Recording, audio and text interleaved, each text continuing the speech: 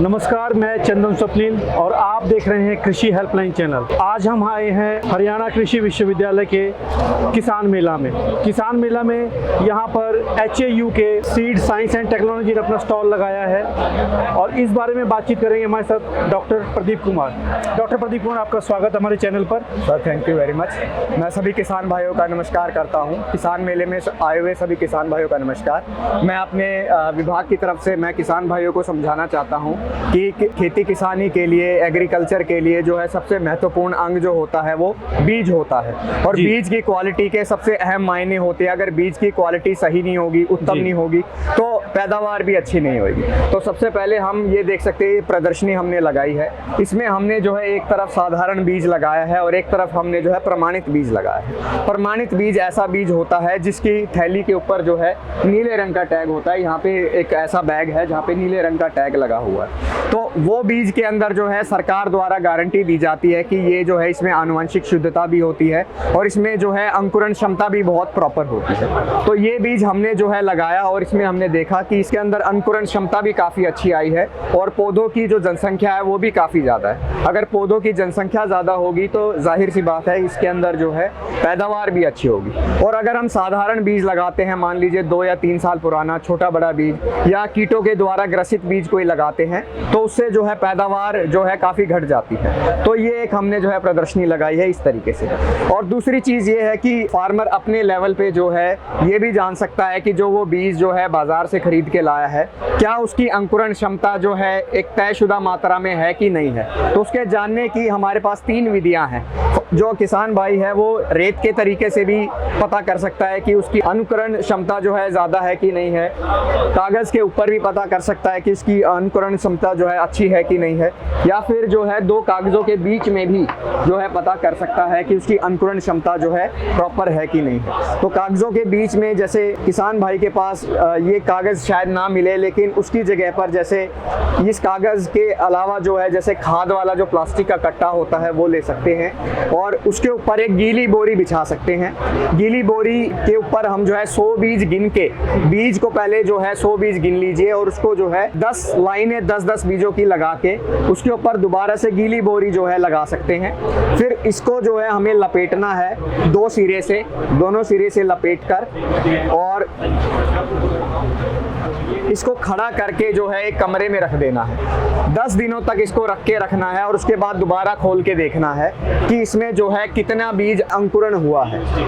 तो ऐसे बीज जो है अंकुरित होते हैं इस प्रकार से, जिसमें तना भी अच्छे भरपूर मात्रा में बनेगा और जड़ भी अच्छे मात्रा में बनेगी। तो अगर इस प्रकार का अंकुरण 100 में से 85 बीजों के अंदर हुआ है तो उसकी अनुकरण क्षमता हम जो है अच्छी मानते हैं, यानी कि वो अच्छी क्वालिटी का सीड है। अगर 85 से कम मात्रा में हुआ है, ये 85 वाला जो मार्का है ये गेहूं के लिए, चने के लिए, सरसों के लिए ये माना गया है। तो अगर उनमें कम होता है तो वो क्वालिटी कहीं ना कहीं उसकी जो है कम है। तो इस तरीके से हम जो है अनुकरण क्षमता का पता करते हैं। फिर ये जो है रासायनिक विधि है बीज की अंकुरण को पता लगाने के लिए।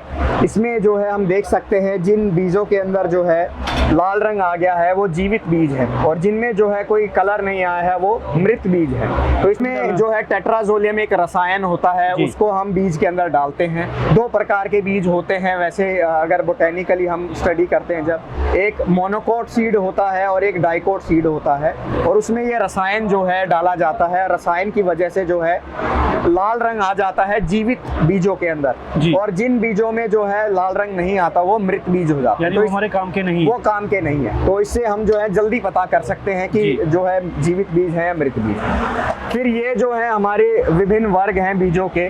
तो शुरुआत में जब बीज जो है तैयार होता है किसी यूनिवर्सिटी के द्वारा, या जो प्रजनक जो होता है नाभिकीय बीज तैयार करता है जो प्रजनक होता है, और नाभिकीय बीज जो है उसके बाद बहुत थोड़ी मात्रा में होता है तो वो इंस्टीट्यूट को दे देता है और उसके बाद जो है प्रजनक बीज तैयार होता है थोड़ी ज़्यादा मात्रा में। फिर उसके 1 साल बाद जो है ये चेन में आता है और चेन में आने के बाद ये जो है फाउंडेशन सीड में जो है फाउंडेशन सीड बन के तैयार होता है जिसके ऊपर सफ़ेद रंग का टैग लगा होता है। ये फाउंडेशन सीड होता है। इसकी आनुवंशिक शुद्धता भी ज़्यादा होती है। सबसे ज़्यादा जो है इसकी पीले वाले टैग की आनुवंशिक शुद्धता होती है, ठीक है, 100% तक, उससे कम इसमें होती है। फिर इन दोनों इस फाउंडेशन सीड से ही दो टाइप के जो है सीड के वर्ग तैयार होते हैं।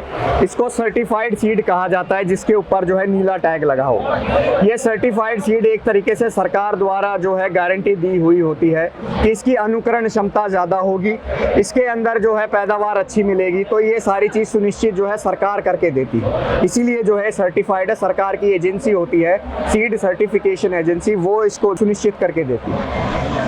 और ये जो है टीएल सीड होता है, जिसपे सिर्फ हरा लेबल लगा होता है, हरा लेबल लगा होता है। इसके ऊपर जो है सरकार द्वारा कोई सर्टिफिकेशन नहीं होता, ये एक कंपनी अपनी तरफ से गारंटी देती है, वॉलंटरी होता है। तो ये जो है विभिन्न वर्ग हैं बीजों के।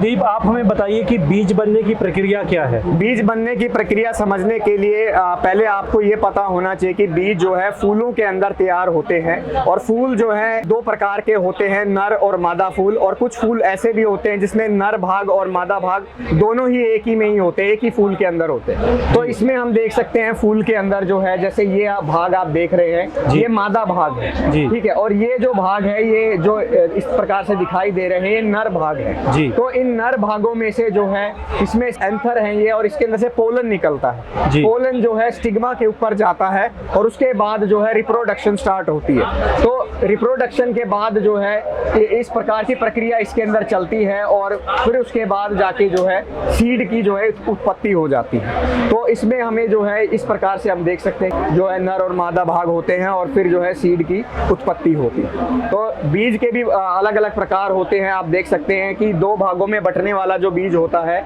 इसको हम डाइकोट सीड बोलते हैं। एग्जाम्पल जैसे हमारा मूंग हो गया या चिकपी हो गया, तो वो जो है दो हिस्सों में बंट जाता है, वो डाइकोट। इसमें दो कोट बन रहे हैं, कोटिलेडन्स होते हैं। और इसमें जो मोनोकोट होता है उसमें नहीं बंटता, ठीक है। तो ये जो है जैसे हमारा मक्का हो गया या गेहूं हो गया, तो ये जो है हमारे मोनोकोट सीड हो। तो ये जो हमारे विभिन्न प्रकार के सीड हो गए, बीज बनने की प्रक्रिया हो। ये मोनोकोट एक पत्री बीज है सर। ठीक। शुरुआत में जब जो है यूनिवर्सिटी बीज तैयार करती है, तो एक साइंटिस्ट या प्लांट ब्रीडर जिसे कहते हैं, वो नाभिकीय बीज तैयार करता है, जिसकी आनुवंशिक शुद्धता जो है 100% तक होती है। जैसा भी आपने हमें वहाँ समझाया। हाँ, वहाँ समझाया। वैसे ही जैसे इसकी जो मात्रा होती है वो होती है बहुत कम जी। तो ये जो है हम किसान को नहीं दे सकते, क्योंकि ये जो है पहले यूनिवर्सिटी अपने लेवल पे इसको मल्टीप्लाई करती है, ताकि ज़्यादा से ज़्यादा किसानों तक जो है वो बीज तैयार होके उनके पास पहुँच सके। तो नाभिकीय बीज के बाद जो है वो बीज तैयार होता है प्रजनक बीज के अंदर। प्रजनक बीज में अब यहाँ पे इसका कोई टैग का कलर नहीं होता, इसमें टैग होते हैं जो विभिन्न वर्ग हैं बीजों के, उनमें टैग होते हैं, लेकिन नाभिकीय बीज का कोई टैग का कलर नहीं होता। तो सबसे पहले जो बीज आता है वो है ब्रीडर सीड, जिसको प्रजनक बीज कहते हैं। इसके अंदर गोल्डन येलो कलर का टैग होता है जी। इसकी भी आनुवंशिक शुद्धता जो है 100% तक है। उसके बाद अगले साल जो है आधार बीज तैयार होता है, जिसको हम फाउंडेशन सीड भी कहते हैं। इसकी आनुवंशिक शुद्धता जो है 99% तक होती है। उसके बाद जो है दो हिस्सों में आधार बीज को जो है मल्टीप्लाई किया जाता है। अगर सीड सर्टिफिकेशन लिया हुआ है किसी कंपनी ने या किसी सरकारी एजेंसी ने, तो वो जो है प्रमाणित बीज तैयार करती है। और प्रमाणित बीज पे जैसा मैंने पहले बताया कि इसमें जो है सरकारी गारंटी होती है कि इसके अंदर अनुकरण क्षमता पूरी प्रॉपर है, तो उसके ऊपर जो है नीले रंग का टैग लगता है। और ये जो है नाम पत्रित बीज होता है, जिसके ऊपर लेबल लगता है ग्रीन कलर। तो ये जो है विभिन्न वर्ग हो जाते हैं बीजों के। बीज गुणवत्ता नियंत्रण का सिद्धांत क्या है जो आपने कानूनन बाध्यता संस्था बताया है? अब जैसे मैंने ये बताया कि जो सीड एक्ट है हमारा 1966 का जी, उसके अंदर जो है ये सारी बातें बताई गई हैं कि आनुवंशिक शुद्धता कितनी होनी चाहिए। जैसे बीज के वर्ग के बारे में उनके उसके अंदर बताया गया है। प्रमाणित बीज करने वाली एजेंसी कौन होगी, इन सारी चीज़ों के बारे में इन कानूनों के अंदर जो है समझाया गया है।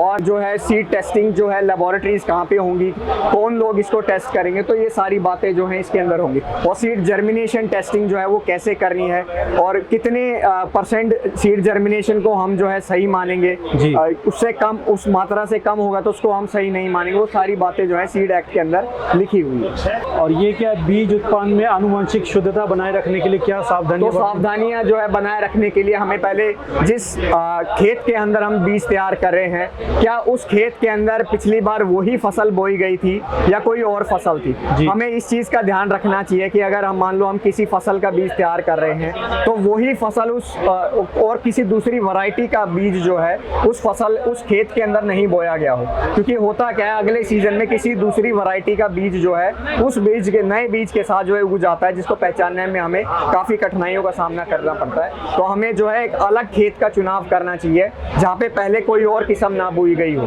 तो इस चीज़ का ध्यान रखना चाहिए। और दूसरा चीज़ है कि बीज का स्रोत जो है हमें विश्वसनीय स्रोतों से लेना चाहिए, जैसे कि विश्वविद्यालय हो गया या कोई सरकारी संस्थान हो गया। जी। उसके बाद जो है हमें आइसोलेशन डिस्टेंस मेंटेन करके रखना पड़ता जैसे है। आपने इसमें समझाया है। हाँ, ये पृथक्करण दूरी होती है। इसमें होता क्या है कि कुछ जो है फसल ऐसी होती हैं जिसके अंदर क्रॉस पॉलिनेशन हो सकता है, तो उसके अंदर पृथक्करण दूरी ज़्यादा होती है, और कुछ के अंदर सेल्फ पॉलिनेशन होता है तो उसमें पृथक्करण दूरी जो है कम रखी जाती है। तो पॉलिनेशन ना हो, मिक्सिंग ना हो वैरायटियों का, एक शुद्धता मेंटेन रहे, आनुवंशिक शुद्धता बनी रहे, इसीलिए पृथक्करण दूरी रखी जाती है। फिर मशीन के अंदर जो है बीज की सफाई की जाती है, ताकि जो है एक हमारे पास प्रोसेस्ड बीज आए जिसकी जो है मतलब साइज अच्छे से हमारे पास हो, और वो जो है एक तरीके से सही उसके अंदर जो है जर्मिनेशन हमें देखने को मिले और अच्छे से उसकी प्लांट की पॉपुलेशन देखने को मिले।